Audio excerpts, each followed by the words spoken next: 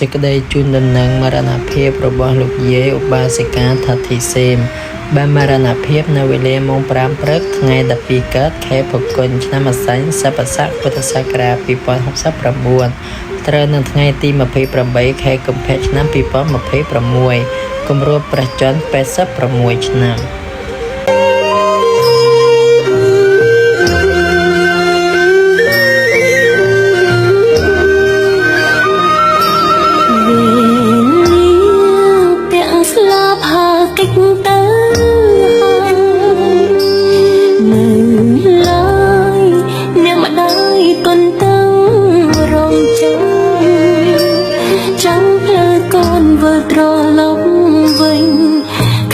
ជួបយូរខែ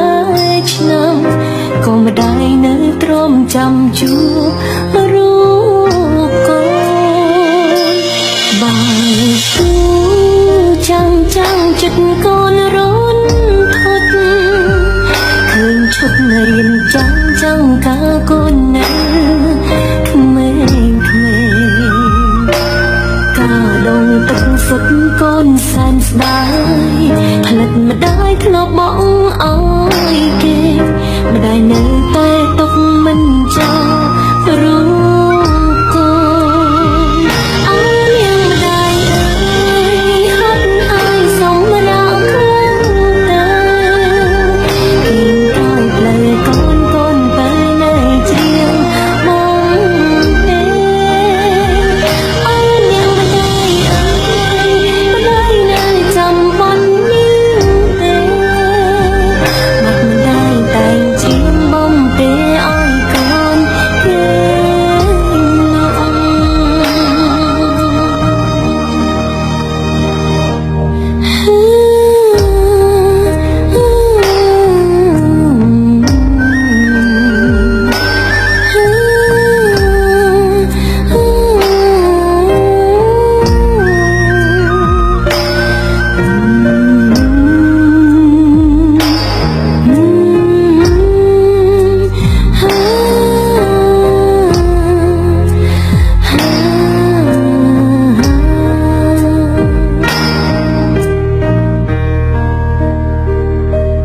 សុំ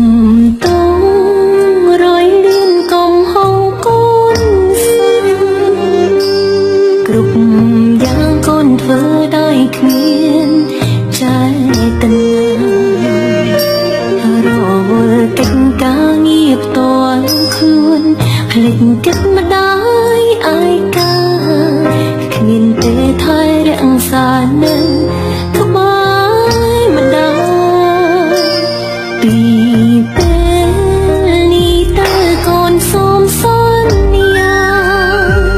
រក្សាមេដាមិនឲ្យទៅណាឆ្ងាយធ្វើតួនាទីជាកូនធ្វើឲ្យចិត្តម្ដាយសុខបាយចង់ឃើញស្នាមញញឹមម្ដាយ